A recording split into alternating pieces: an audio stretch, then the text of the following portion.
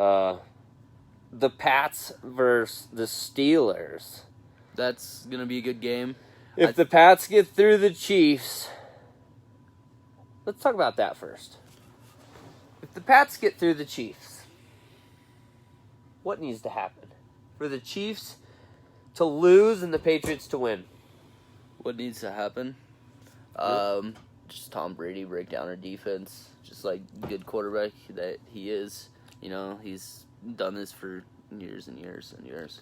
And he has a bunch of Super Bowls behind him. Okay. Reversed. How are the Chiefs going to beat the Patriots? We got to stop Tom Brady and your receivers. I agree. Bottom line. How do you stop Gronkowski and this new running core that they have developed in the past 15 weeks? 16 weeks because of the bye week since you saw him last. See, we just signed Stephon Charles, who Stephon Charles, you were telling me about this guy. He is a beast. He has played all over. I'm pretty sure he just came from the Bills. Okay. I'm pretty sure that was the last news article I saw from him was on the Bills. And I didn't get into his stats. I didn't have enough time here. But, yeah, he's going to... Hopefully he comes out and helps us. I want to see... He's starting this week against Tennessee. And Tennessee's running back, he is injured. I guess he slightly tore his MCL, which is a tendon, we believe. Yep. On that, sure. Well, what about James Harrison, though? James Harrison, Pittsburgh was dumb to let him go. I mean, they were dumb to not be giving him playing time. Mm-hmm. I mean, that was dumb. We have a lot of key players. Patriots are going to make you pay for that, guys. I hope James Harrison sacks the out of Ben Roethlisberger. I hope he goes down a lot. James Harrison. We'll see. At least those games, we know for sure all these playoff games are televised. So we won't miss anything. So we'll be able to watch all the games. Fucking don't have to worry about nothing. So we'll be golden. Absolutely. And then if the Patriots do get on to Pittsburgh, I just don't think that Pittsburgh can do what they did last time they played. In the last year's... No, in the game they played just a couple weeks ago, where the Patriots kind of won by the refs saying that touchdown wasn't a touchdown. Mm-hmm. Remember that? Yes, when the interception happened? Yeah, I saw that. So, I mean... Everyone say all the Pittsburgh fans and all the Patriots haters are saying that if that game happens again, Pittsburgh is going to beat them. But I feel like it's going to be in Foxborough. It's going to be. So Tom Brady got the momentum at the end of the game, correct? Tom Brady. Oh, dude, Tom Brady drove down the field in like a minute and something. But then Roethlisberger turned right around and drove down the field in the same amount of or less time. So it's hard to say. Well. I feel like Tom Brady's going to get used to because you guys just played the Steelers. You guys know what they're going to be playing like. Exactly. So, same as vice versa for the Steelers versus the Patriots, but I feel like with how the team has been performing over the year and just in overall stats and just statistics, the Patriots should win. I feel the same way. But I'm a Patriots fan. They're going to win either way. This come from Kansas City fan. So. Well, and then that brings us to the NFC. And let's talk more about the NFC. Let's talk about like the lower teams in the NFC that we don't think are going to do very much. Such as the Jaguars. Do you think they're going to do good? Well, the Jaguars, it's a little weird with the Jaguars because you know how they can be. You know how, because they've came into, like, some games to where they lose against like shitty teams and win against good teams. Oh wait, Jags are not in the NFC. No, They're the ones playing the Bills. oh yeah.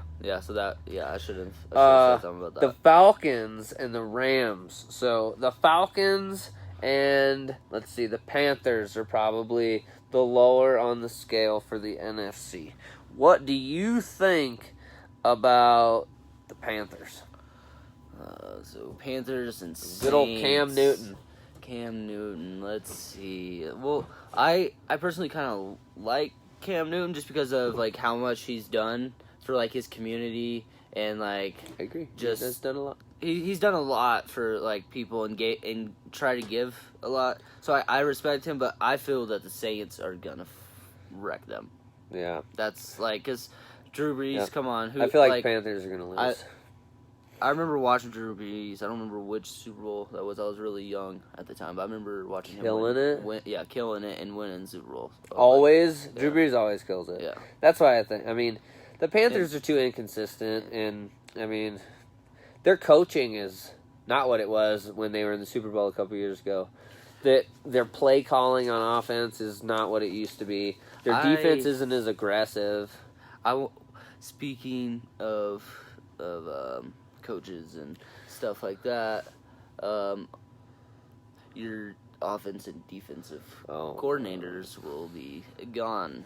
Maybe. Well, that's the talk right now.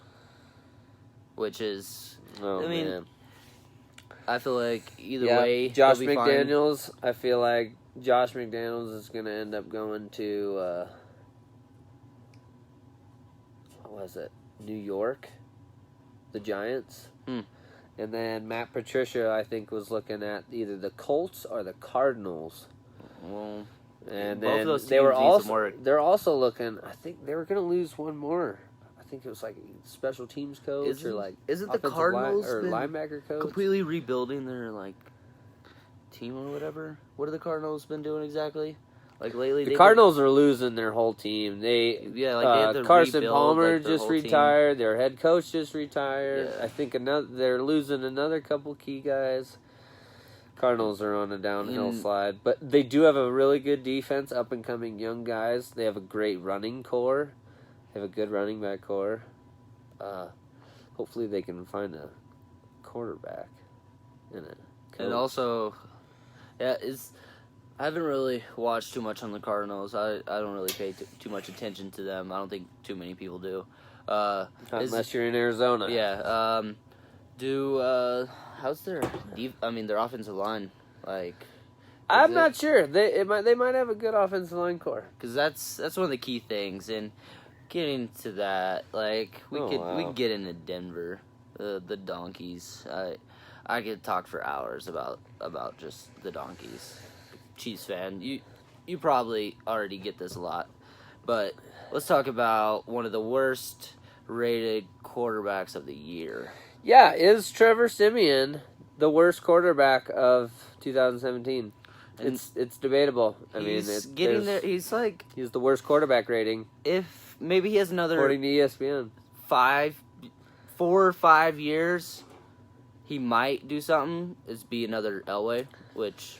I don't know. Elway needs to get better at picking quarterbacks because right now, in my opinion, he has 3 quarterbacks that are all about the same potential level.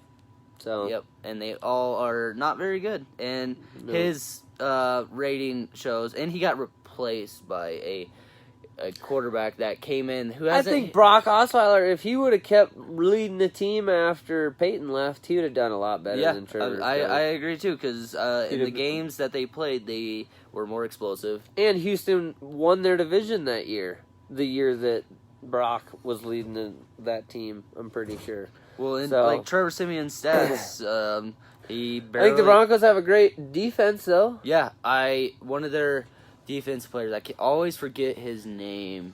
Von Miller? No, he's from Kansas. Aqib Talib? No, he's from. He's on Shane Ray. Yeah, Shane Ray. That guy. He's from a rough neighborhood. Yeah, he's from part of Kansas City called the Murder. I think it's Murder Town or something like that. I'm from about 30 miles north of Topeka, Kansas, and that's only about an hour, 45 minutes to an hour, depending on how fast you drive, to get to Kansas City. It's about that part, and it's not a good neighborhood. Like, just by the name, no, it's not very good. No, not a good neighborhood. No, but I think the Broncos are a little misled, though. Just the fact that he came from that neighborhood and was able to stay away from all the stupid things that you could do in that type of neighborhood is really like something special. Yeah. And he's a really good player. I admire that player. I would never talk down about him. Their defense is phenomenal. I will agree. Keep Talib. He is a monster. That dude is Von fast. Miller is a monster. He can keep up with Tyreek Hill, and he's the fastest guy in the NFL. Yeah, Tyreek Hill is fast. He is a monster. I wish people would punt, like, if they stopped punting to him. So that's why he became a wide receiver. It's like Devin Hester, though. You can't. Yeah, it's like if you punt to him, he's probably going to get a touchdown because he's so fast, or he's going to get 30 to 40 yards, like, real quick. But everyone wants to test him. Yeah. Well, now he's averaging like 16 yards a play in receiving yards, which is awesome. He didn't have a very huge total on the year. I think he had just under 1,200 yards for the year. But still, he's coming up for his first year being a wide receiver, coming from like a punt kick returner. That's pretty decent. And like Kareem Hunt, he's rookie. Oh man, yeah, awesome guy. Yeah, awesome guy. It looks a little funny, but awesome guy. I agree. He does look a little funny. The Broncos also lost, what was that, 6 assistant coaches this year? That was a little much. Isn't that an all-time like record high in the NFL? Could be. I don't know. That's how you clean house, though. That's what I'm thinking. That's how you clean house. Maybe they should get rid of some of their upper guys who are no head coach, no offensive coordinator, no defensive coordinator, no special teams coach. They didn't fire any of those guys. So kept all those guys around. I don't know. We'll just pay. We'll see what they're doing. Back to the playoffs, kind of though, in the NFC. Who's that other team we didn't talk about? We didn't talk about the Falcons and Rams. Oh, yeah, Falcons and Rams. I personally think that the Rams are just a powerful and explosive team. The Rams, like, their running back is, like, they're running, we'll just go in their running core. Their whole running core with their offensive line and just the way they run. The Rams are beasts. Yeah. Todd Gurley is a monster. Yes, he got the most touchdowns this year out of any running back. I mean, the guy, he was a monster. He's been a monster for years. Todd Gurley, he's going to be one of the greatest running backs ever if he can stay healthy. He's got great vision. He's a monster. It helps with the guys who are backing him up. Yeah, his offensive line's pretty good. That is one thing that the Rams kind of focused on. They focused on a running back, and they kind of focused on a quarterback. Jared Goff's decent. He's really good. Yeah. But he's really inexperienced, and well, he'll learn in knowledge. Like people say, John Elway is the best quarterback who ever, like I've heard it from Broncos fans, and they say John Elway is like one of the best quarterbacks that ever lived, but he had 6 or 7 seasons to where he was piss poor of a quarterback, and finally after those 6 or 7 seasons, he went to the Super Bowl. Which, if you think about that, 6, 7 years, that's terrible. Shouldn't take that long. Yep. I think the Rams are going to beat the Falcons mainly because the Falcons are still hurt from getting whooped in the Super Bowl, I feel like. Yeah, usually the super inconsistent this year, and they were losing to, like, bad teams, beating okay teams. I didn't understand the Falcons this year. Usually the losing team of the Super Bowl usually doesn't do too well the next year for some reason. It's like they have their off year. Yeah, they go in limbo because they're all kind of depressed. The team's kind of depressed a little bit, and usually in the Super Bowl, the defense works the hardest, so they feel that they have to take most of that pressure off the offense, and